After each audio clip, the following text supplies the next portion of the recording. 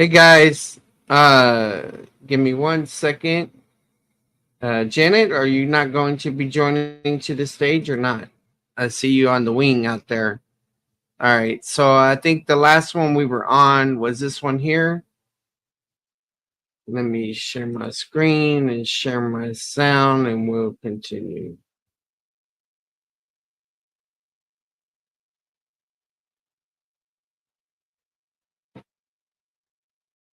Can that faith save him? Okay. Remember, he's focusing on the use. So the idea is can that faith save him? Can that faith be profitable to him? Is that faith useful to him and to others based on the context? Yeah. Because it's going to explain a little bit more in detail. If a brother, so condition, or sister is without clothing, and so this is describing their other need, in need of daily food, and one of you says to them, so he's given an example. If someone says, go in peace, be warmed and be filled. I could break that down further, but we'll just leave it like that. And yet, so we have the and the yet, the contrast. You do not give them what is necessary for the body. What use is that? See, this looks almost like an inclusio right here. Basically, when you're summarizing the two ideas. So I'll put it in pink. Okay. What use is it? What use is it? What use is that? So then he says, even so, faith, right? Then he gives another condition. If it has no works, is dead, being by itself. Yes. So then we put the word then in here. Yeah. If it has no works, then it's dead, being by itself. And look what this does. This explains, and this is in italics, I recognize this, but this explains or qualifies or describes why it's dead, because it's by itself. Okay? But remember, death doesn't mean it's death means it's not useful here. Yes. It's not productive. Yeah. Okay? Yes. So here we go to 18. But someone may well say,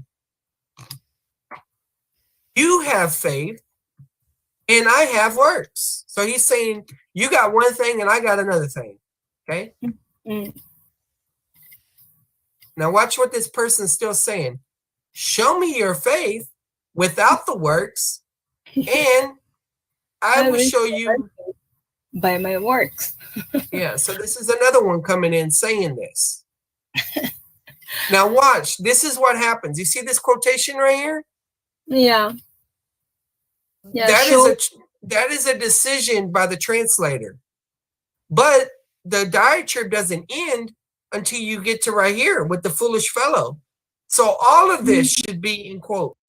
This won't be the most recent Dillo's view of the passage. This is the older argument. In other words, this same person, if I'm understanding this right, all of this is said by this one statement. And this is important because you have many Christians that say this statement. But they're actually saying the words of the imagined opponent or interlocutor, I think that's the term, the fancy term for it, rather than what James is saying. So you believe, what do they believe? That is given the content, that God is one. Now, do you know what God is one is, Janet? The Shema. So the idea where I'm talking about listen and hear, it's in the passage. So this is, you believe in monotheism. Oh, that's great. So this is what the person's saying. You do well. But the demons also. The demons also believe and shudder. Okay? So that's what the person says. And then this is where James comes in. So these are not James' words, all right? Yeah. These are the words of the someone saying. Yeah, someone saying, yeah. All right, so right here. But are you willing to recognize, you foolish fellow? So instead of calling them beloved brethren, he's calling them you foolish fellow, or whoever this someone is. Yeah. That faith, so this is the content of what he's saying. Mm. That faith without works is useless. You see the parallelism? It said faith, if it has no works, is dead, right? Right here.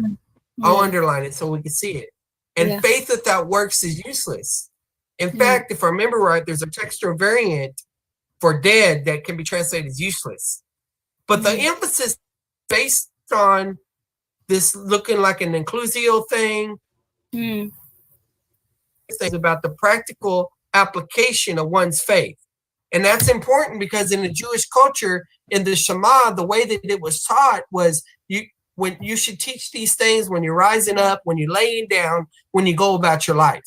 So they were to learn it that way and they were to live it that way.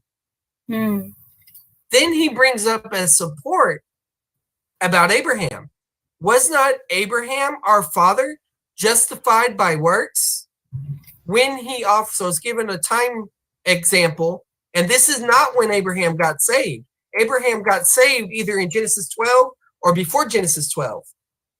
This is from Genesis 22, when he offers up his son on the altar. Okay? So he's given that as evidence and saying Abraham showed his mature faith or his usefulness to God by expressing his faith in the promise. And then he says, you see that faith was working with his works. What it means by faith right here is that God had told him to sacrifice his son.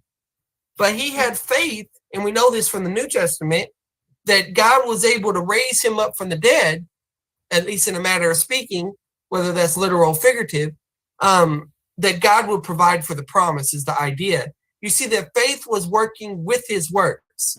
So Abraham believed what God said, and because of that, he set Isaac up for the sacrifice, was going to give him up for the sacrifice. And as a result of the works, faith was perfected. Perfected means mature, complete. And remember in the book of James, chapter 1, it said, count it all joy, brethren, when you go through various trials. And a trial is just another word for a test. Knowing that it will basically, I'm paraphrasing, knowing that it will have its perfect work and produce maturity, and you'll be complete, lacking nothing. So you have that idea of perfection going on there. And then he gives another scripture, and the scripture was fulfilled, which says, so he's now quoting scripture, and Abraham believed God, and it was reckoned him for righteous. Now, what's interesting about this is that this one was from Genesis 22, right? Yeah. This one is from Genesis 15:5. And I explained in another video about how this actually either flashes back to Genesis 12 based on the Hebrew, or that what you got going on here is this is not talking about salvation. This is saying Abraham believed God and it was reckoned to him as ethical righteous, or as a righteous attitude or a righteous walk that he had. And because of this, he was called the friend of God. And so this indicates that that friend of God just does not mean someone that's saved, but this is the idea that because he did what the Lord told him, he showed that he was a friend of God. This is interesting because later on in James chapter 4, he's going to say, you adulterers and adulteress, don't you know that friendship with the world is enmity with God? Therefore, he who desires to make himself a friend with the world makes himself an enemy of God. Yeah. So you can see how James is using this language to help prepare for future arguments. Then he says, you see. So he's keep arguing. You saw this, you see right here. He's giving evidence. You see that a man is justified by works and not by faith alone. But remember, he's not talking about how you get saved. He's saying how you make your salvation useful to God and to others. You were saved for a purpose, to serve him. Yeah. Now, So serving is not how you keep your salvation or how you prove your salvation, but it does indicate maturity. if you So do it in the then, right spirit according to the word. so the audience that James talking to are believers, as what he said, Yes, they are brethren. Jewish. Yeah, They're Jewish not Christians. Yes. it's not unbeliever. So Yeah. the reason being James in that passage not talking about salvation, but about their walk, Experience the how walk. they, yeah, how to walk, being saved. Right. All right. So we're almost done. Here's the last verses. In the same way, was not Rahab the harlot also justified by works when she received the messengers and sent them out by another way? That's the story where she hid the ones that were spying out the land and left the red thread in the window to let them know. So this is not a salvation issue. This is about her making a right decision and God recognizing that decision is right. You know, Wow. Yeah, got it. not saying that her lying was an excuse, but her desire to protect the Israelites, probably in response to her belief about the God of Israel, that he's a covenant God, and maybe even that idea, I will bless those who bless you, curse those who curse you. I'm not sure Rahab understood all of that, but she did hear stories about how God delivered the Israelites from Egypt. So it could be there. Okay. So then he gives more evidence. For just as, that's comparison, the body without the spirit is dead. So also faith without works is dead. So you can have a body without the human spirit in it, and it's just a shell, you know? In the same way, when you have faith, when you believe in God, you're saved, but that is no use to anybody else. So it's like you just have a shell, you know? You're not productive. And I don't know where the text of rain is. Doesn't mean he's not he or she's not saved, but they are saved but not productive. Right, because see, in James, he's used conception and birth imagery already when he talked about the idea about the process of maturity in the very beginning, and then he talked about the process of sin. He said when sin is conceived, it brings forth death, and when death is full grown, it brings forth sin, and when sin is full grown, it brings forth death. So he's using this imagery of conception, of growth. You either can grow in the right way with the Lord, or you can grow in the wrong way in sin. And whenever a Christian is growing in the wrong way concerning dead, he's dead in the sense that he's useless. He's not productive for the Lord. In the book of Romans, it uses the example, this will be the last point. In Romans, it uses the example of Sarah's womb. And it talks about how even though God had given the promise, Abraham was beyond the age, usually beyond the age, speaking general terms here, because I got a woman's audience here, a partly woman's audience. And it says that Sarah's womb was dead, meaning that she was not able to produce. She was not productive. She had, and in that culture, she was viewed as having no significance. So a lot of these Jewish ideas are very much in James. Yeah. So let's back up for a moment. Oh, whoa, I went way too far. Yeah. Let's back up, and you can start seeing the flow of the passage. Jonah, did you understand a lot of the yellow that was mentioned? We're still not done studying, but we're done for today. But you can start getting the idea of the flow. And even if a person doesn't agree with my observations of James right now, they must say that probably whenever they've studied James, most people, I know there's scholars out there, don't get me wrong, but most people, the average Christian probably has not studied it as careful and as colorful, if you will, as we have since we've been doing this video. So hopefully people will learn how to do Bible study from this video, how to be more careful reader, to look for patterns inside the scriptures so that they can better understand the message that God has intended for us, even if they disagree with the person teaching it.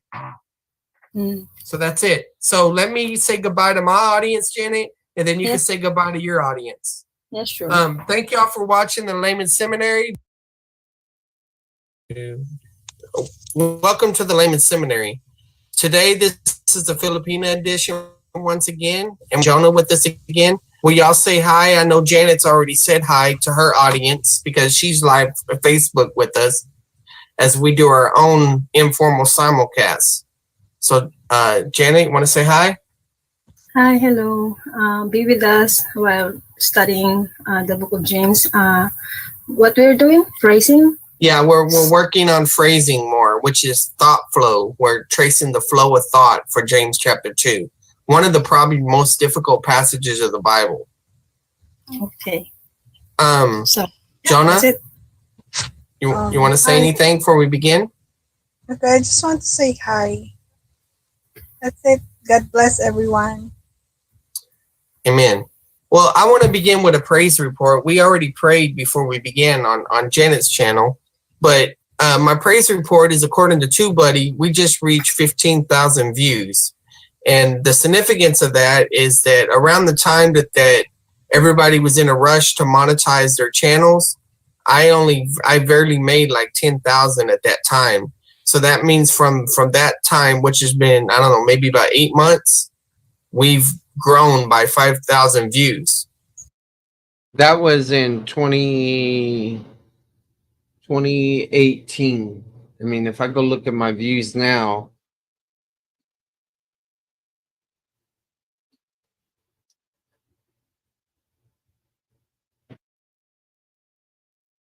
just a reminder of, I guess we got to go to studio.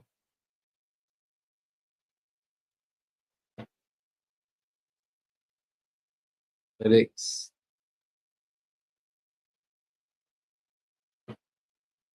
Lifetime.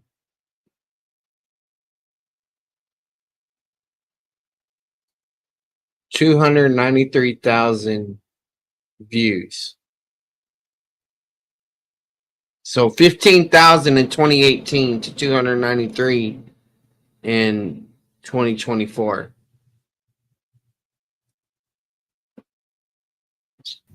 Charlie, Janet, I love you. love Look you at too. ATT. He said, I didn't know you were doing this that long. Oh, yeah, my channel goes back to, I think, here. It's just I was joining. This is January 24th, 2013. So I actually had my YouTube channel about a month before I was in a relation. I think. Well, no, I had met Janet around that time, I think. But you can see I didn't start really getting active until 2017, whenever I was broadcasting from my church. From 2013 to 2016, or a little bit before that, I was going on Google Plus. I was going in other people's lives, their hangouts and things like that. So yeah. And he said, I discovered you through SFT's channel. Right. So if you take it, Pastor, he is a teacher, a Bible teacher so if I take it, on his own. okay, so if I take it as one, and let's say let's just do 2021, okay, to now. For me, I don't know who is the casting out devil's person. I don't know. Do you know that, Charlie? Who is that person? His name No, is I casting don't out. know him, but I mean he's been around the last few days. I'm a Bible teacher. Yeah, he's a All right. Bible teacher. Yeah, I'm not a pastor of a local body of Christ, a church building of people that are members. So what you'll see here is it's not even until 20, probably around. You're starting to see a little bit of growth here.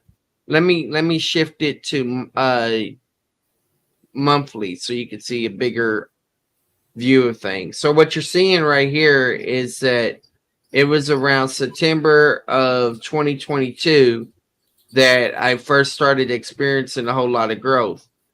And then if you go look back at the channel during that time, one second, you clearly see that during that time, I only had a few videos during that time, but in April 2023, if we flip the thing here, okay, so these are the videos that existed during that time, but let me just narrow it down to custom. So we'll make this April 4/31/23 be 04. Yeah, Work. January to May 29th, 24. No, that's not what I want. Charlie, I need to feed the cats first, okay? Be back soon. Just few minutes. That's fine. Let's try that.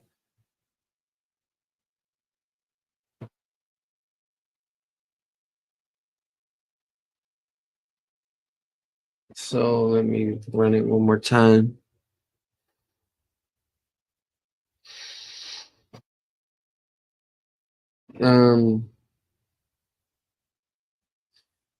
Let me go back to line chart here. And this is still not how I want it. Custom. This should be 2023. So now you can identify what really started my channel taking off during that time.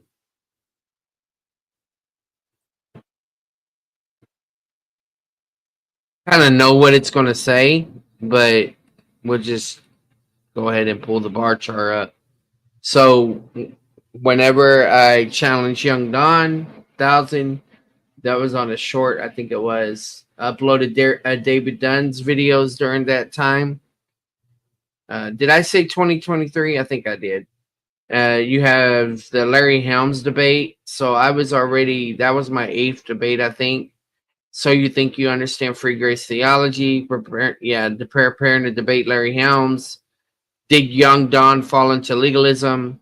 My Hebrews 10 debate. So that was after, what's his name? That was Daniel Mears. I was uploading that their time. I learned from Young Don, Lord Shippers, fire back at him. And I uploaded my first formal debate.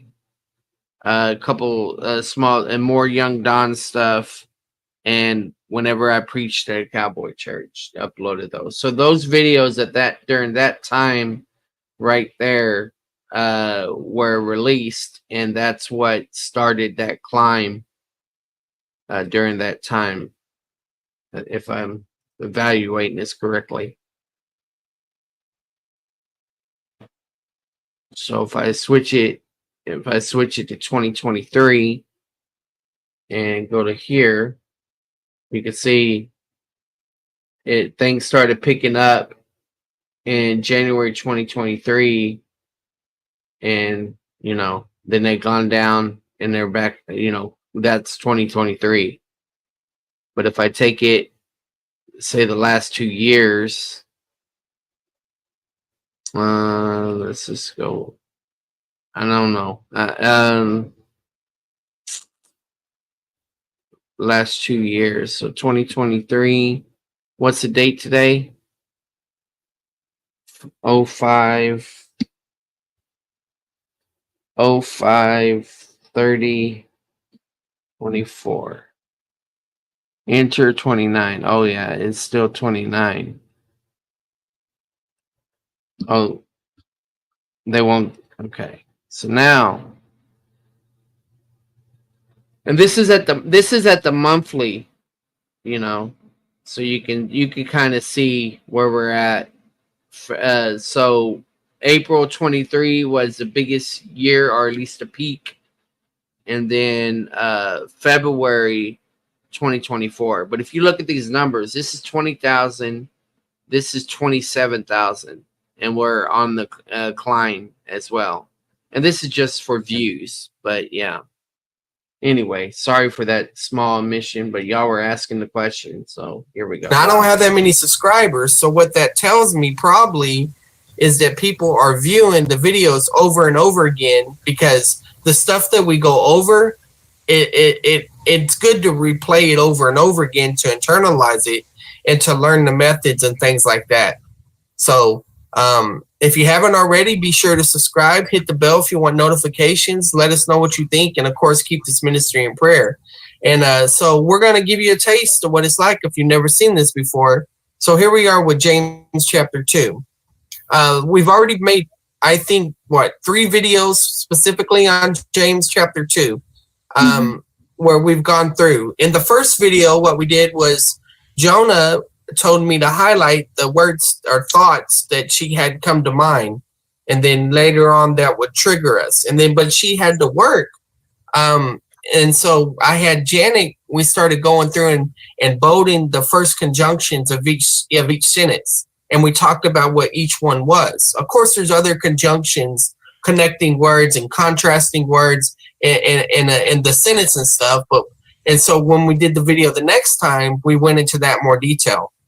So what we did last time is we divided things up for a little bit more flow, and we're gonna try to divide things up by prepositions today, and then I'm going to show y'all an outline that I did from the Greek, so you can see how you could do that. You can do it from the English as well. I just done it from the Greek in case we come across any difficulties while we're doing this passage in the English, and at least have that as a frame of reference. So let's begin. Okay, Janet, you know what prepositions are, right?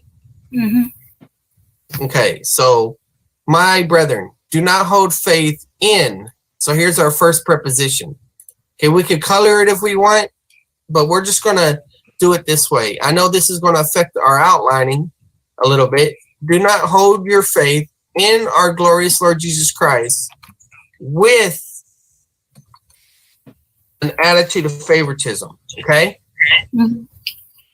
So what does in show right here?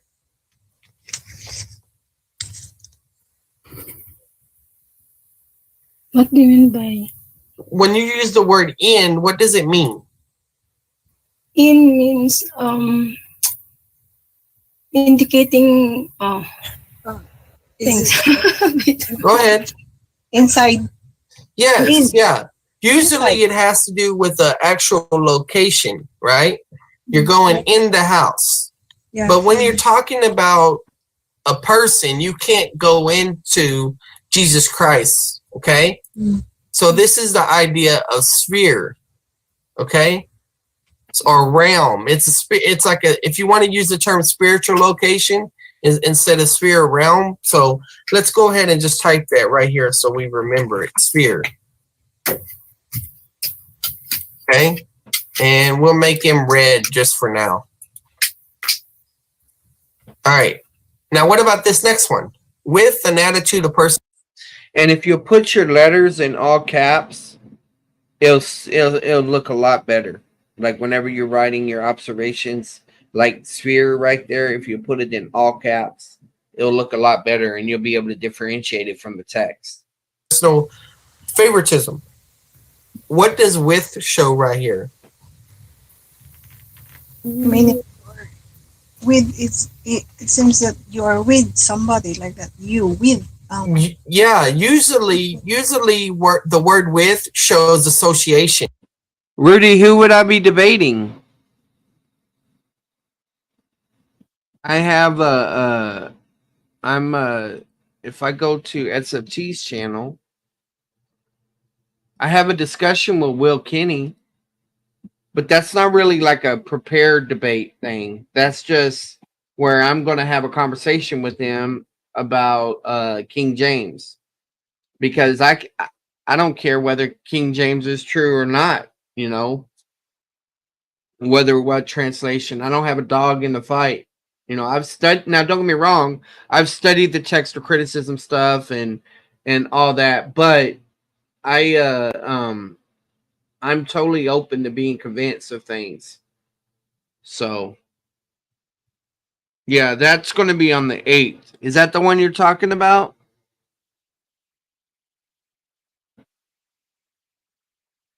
You want to debate me on the subject of OSAS?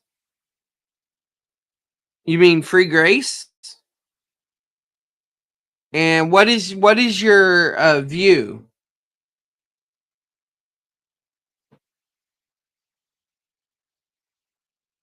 Well, first off, let me ask you this question, Rudy. Are you at least 18 years old? Second of all, if you're wanting to do it on SFT's channel, you're not going to be able to book something that soon. I'll be taking the anti-OSAS position. Okay. So would you be arguing something like free grace theology is not biblical? Because I'm not your normal OSAS.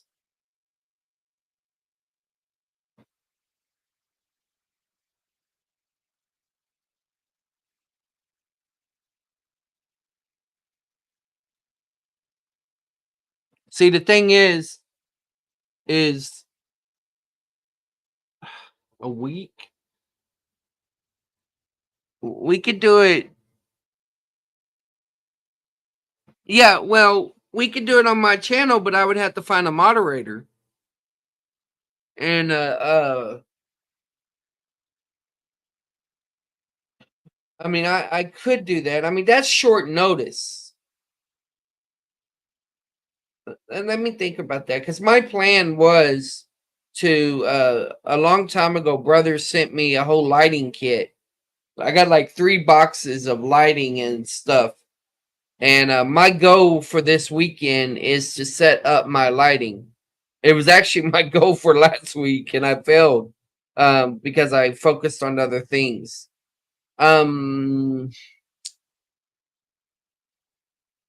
Do you want to narrow it down to a particular passage? That way I can maybe focus in that way. I can wait even longer. It gives me more time. Well, let's do this. Why don't you contact SFT and set up a formal debate? And look, I mean, because the way my schedule is for right now, I got a couple debates. Let's see here. Upcoming live streams. I think I can find it here. All right. So I got the Will Kinney thing I just showed you. But on 6/22, I have a debate with David Preston. So that means that June, he takes a lot of debate to prepare for. That's weird. 6/8 is showing up. This one, like I said, it's not really like a prepare thing. But this one will take a lot of preparing for it. David Preston is a serious challenge. You got JP and Chris Morrison on 6/15, and I'm going to do that after show.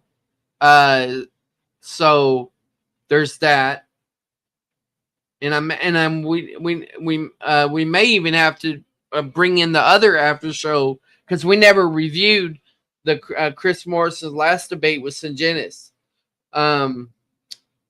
Let's see. So that's, yeah. So Will Kinney, David Preston, and then where's my debate with Syngenis? It's in here somewhere. I guess I need to just type his name in.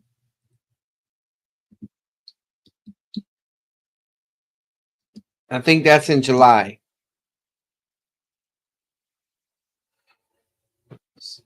Where is it? Here it is. So my debate with Syngenis is July 6th. So you see, I got on SFT's channel, I got June and July, up to July 6th booked. So, I mean, if you could contact SFT and set it up, then maybe we could do something in July. I don't know. He decides who debates who. Let's see. All right. Okay, so let's get back to the Bible study methods.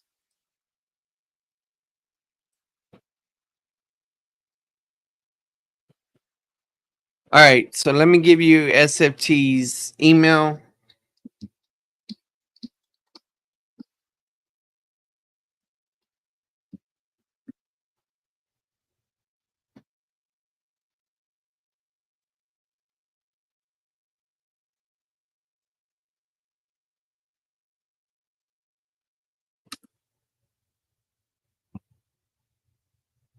All right. Okay, but this is not, you're not with another person here. You have two ideas, two abstract ideas, faith and personal favoritism. So, and that's why it says with an attitude of personal favoritism. Okay, so this is describing how you carry yourself. So the word for this is manner. Okay, manner and means are very similar. Both of them answer the question how you do something. Do not hold your faith. Well, how? With an attitude of personal favoritism. But the difference between means and manner is means is like how you do something. It could involve an instrument that you use or the word by a lot of times. But when you're talking about an attitude, and that's what this translation is reflecting by the italics, you're dealing with manner, the attitude. Like you've probably have heard people say, mind your manners. Okay? So it's kind of like that idea. All right? So let's go to the next one. For if a man comes into, so here's another one. I'll be back. I'll let this play. Let me know if you got any questions in the chat. Into your assembly with the gold ring. So let's break this down more. Man comes into, we don't need this green anymore.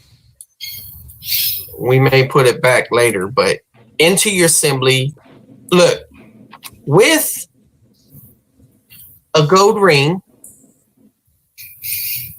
and dressed, okay?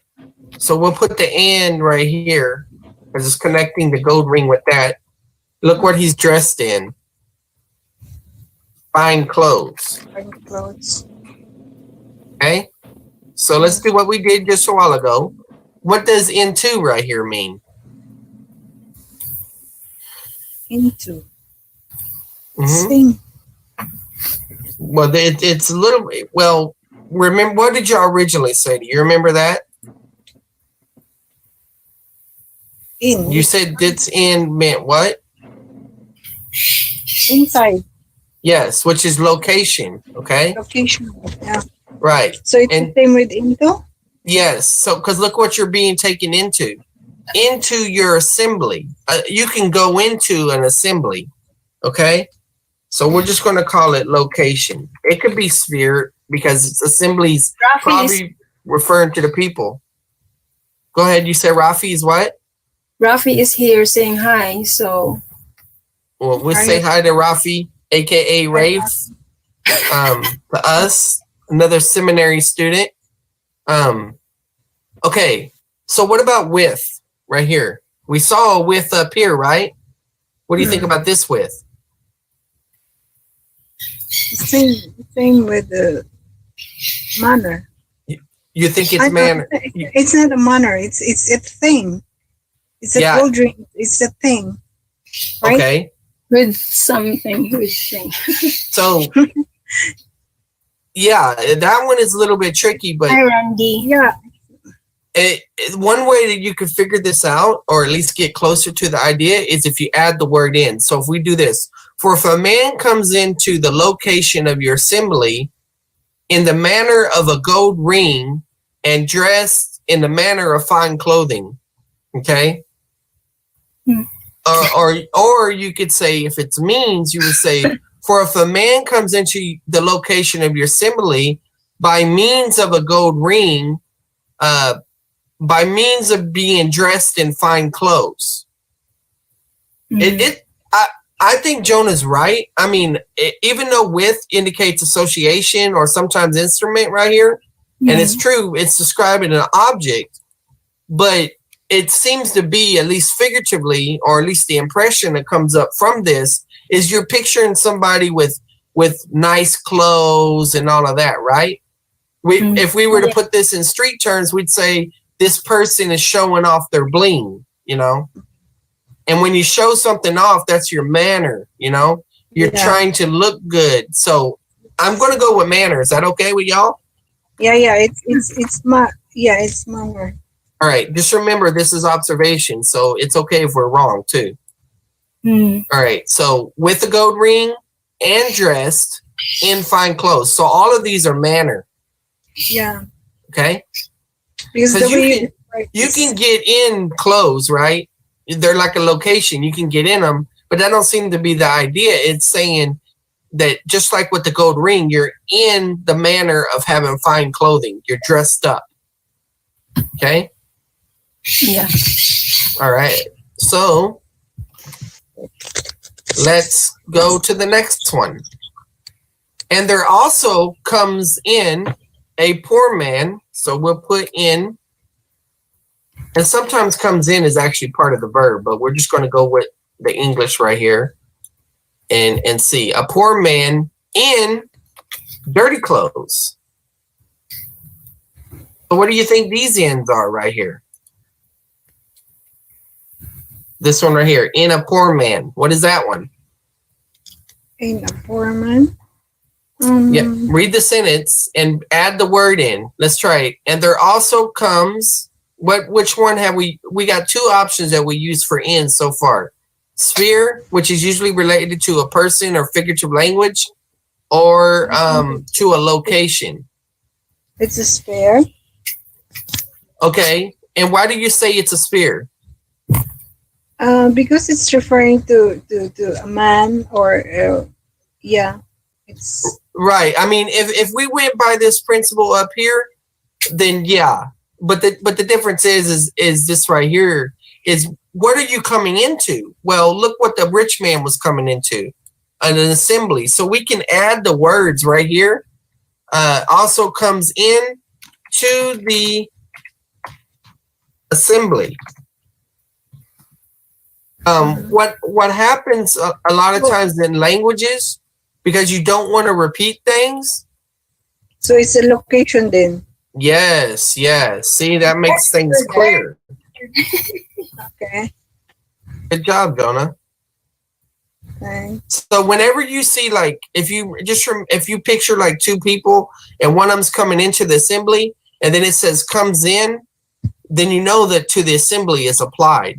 Usually that indicates what's called ellipsis, basically where you left out the rest of the sentence because you understood what was going on. Okay? And so what about this end right here? In dirty clothes. Same thing. Manner, yes.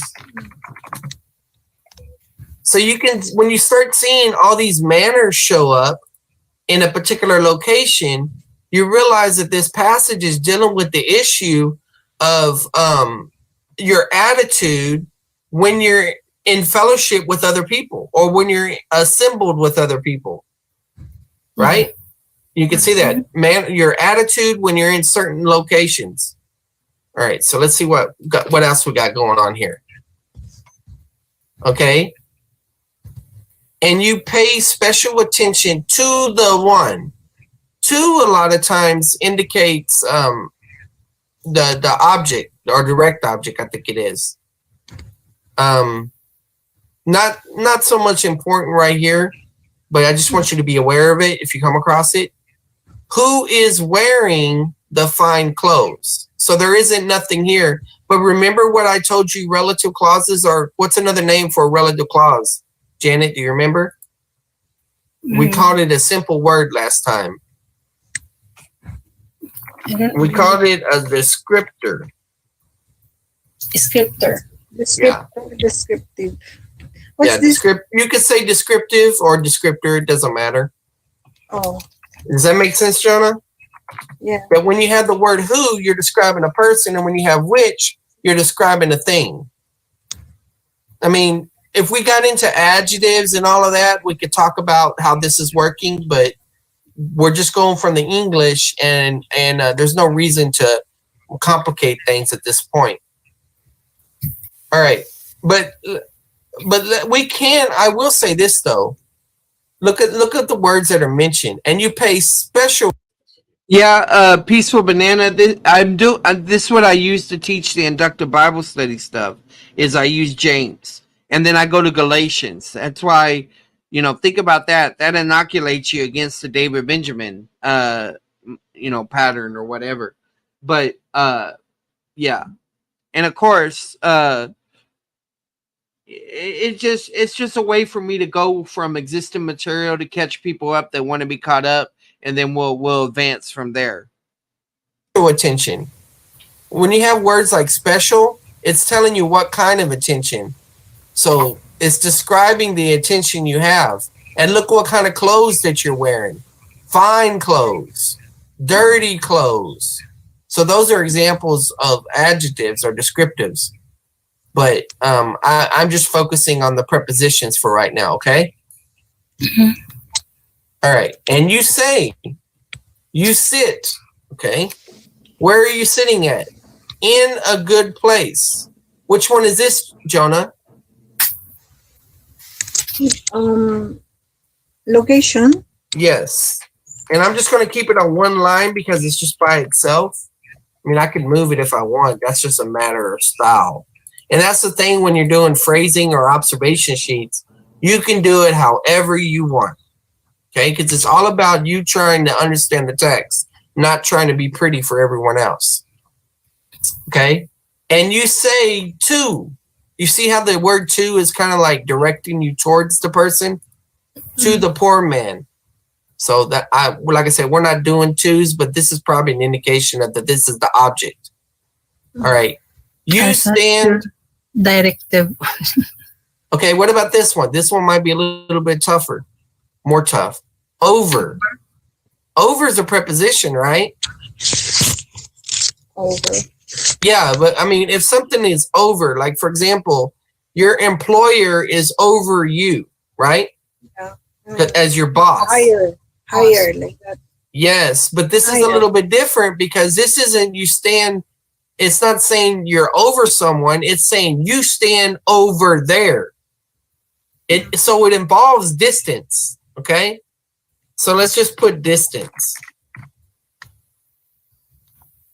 You can make up your own words as you go, or what word comes to your mind to describe something, you can do that. If I wanted to be sociological, I could say it's social distance. It means you don't want to be around the person. You don't want to associate with them. Notice I was using that word in 2018 as a sociological term, not as a 2020 term, if you know what I mean. Okay? Or what about this next one? Or, remember we talked about yesterday about or is like an alternative or whatever? Or sit down by my footstool. So let's talk about this by. What does by show? By it's You remember earlier that I was talking about there's two questions that answer the word how? performing. It's an action like that. By Well, prepositions do often show where the action occurs. But the way to think about this is right here. Is remember when manner, we're answering the question how, and it's with a certain attitude, right? The other option is what's called means. All right. Usually by shows means, okay? And means how you do it. But let's see if that makes sense here. You stand over there or sit down by my footstool. So, but that doesn't make sense, right? It doesn't mean by means of my footstool. So this is another way of saying location, right? You could put the word, you sit down beside my footstool. See how that works? Mm. So this is location. He's basically saying you should be at my feet, all right? Yeah, location. Yeah, you either stay away from me, or if you're going to stay by me, you're going to stay under my feet because I am over you. That's kind of like the attitude there. Oh, All right? position, right? Do what? Positionally higher. I mean, Yes, status. Yes. status. All right. Have you not made distinctions among yourselves? Okay. Among kind of relates to the idea of association because, you know, they're among them or stuff. So we could write the word association there. The same thing, the and also is association. Well, But- and it is connecting these ideas and become judges. But look right here, we got a with. So what's the with show? Evil. Character, Yeah, well, Manner. what's another word for character? motive, manner. Yes, yes. You could write character. That's fine too. And this one with evil motives. I mean, you can use a motive, but but motives, of course, think about your plans or your intentions, you know, so you're plotting on somebody. Okay. Mm. Listen, my beloved brethren, did not God choose the poor? Now I'll mention this word, okay, because it's probably one word that's overlooked. And you know, Jonah, you've already been exposed to a little bit of Greek, and you have the genitive case. Well, when you learn intermediate Greek, you learn there's many, many different kinds of genitives. And if you look up the English word for of, there's many definitions for the word of. Okay. So of is like a preposition. Oftentimes it is. Sometimes it's in the case or whatever. So did not God choose the poor of this world? Okay. We'll probably do a whole nother video separate just on of one day. But this probably means the poor out of this world. And so this would probably be the idea of what's called a partitive, meaning the poor people that are part of this world. That might be the idea there. All right. Now you have this word to be rich, and it's in italics. But a lot of times when you have the word to be, that's indicating purpose. Why did God choose them out of this world? To be rich. Okay. Well, how are they supposed to be rich? In faith. So don't worry about the of and don't worry about the be. We could do that another time. I want you to focus on this in faith. What is this? In faith.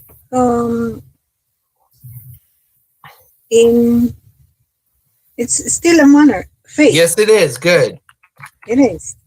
Yes, because how do you do it? You do it in faith with the manner of faith. Yes. And he's describing them as the rich in faith. So how are they rich? They are rich with it could also be what's called respect or reference, maybe. And the way you would say that is that God has chosen the poor out of this world to be rich with reference to faith or with respect to faith. That might actually work better here than manner. And the thing to understand about reference and respect is because when you talk about rich, right? God has chosen the poor. Wait a minute, they're poor. So how could they be rich? Well, you got to limit it. So you got to say with reference or respect to faith. Or you could say God has chosen the poor of this world to be rich in a particular way, and that way is spiritual. But that's too many words. But some translations will say respect or reference.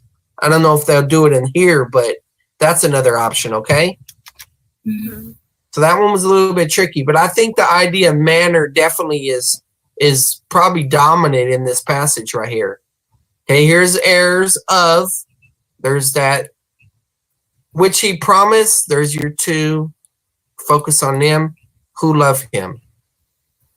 But you have dishonored the poor man. Is it not the rich who oppress you and personally drag you into court? What is that one? It's in location. Yes, because they're going into court. Yeah, Yes. they're going to So he mentioned the assembly a while ago, which is maybe a reference to the synagogue or some type of early Jewish Christian gathering. And now he's using this court imagery. Mm. He's like, why would y'all act this way whenever the world, you know, you don't like it when the world treats you this way, but you'll treat another brother this way. Okay, so do they not blaspheme the fair name? Okay, now you have the by, right? Mhm. And so by which or what? And so this idea is, how are you being called? We're being called by the fair name. The fair name, well, what about the fair name? By which you have been called. So I don't know exactly how to classify that, because it looks like means. This is a descriptor though, right?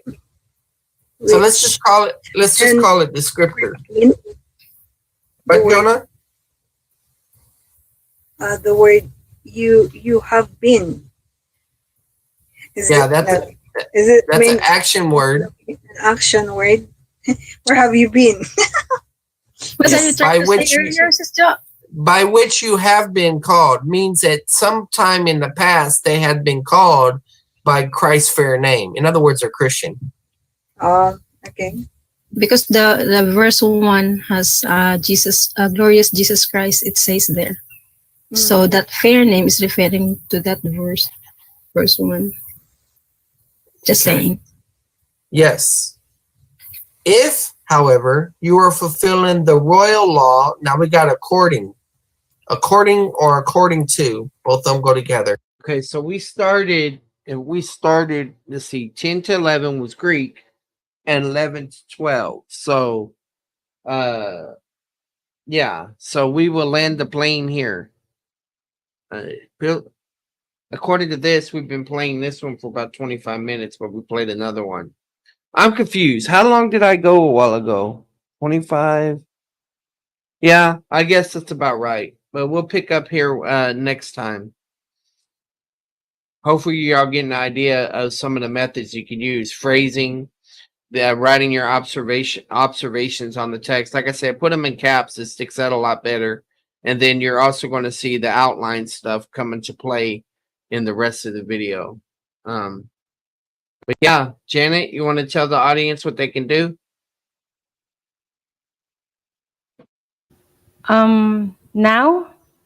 Yes, we're landing the plane. Oh, okay.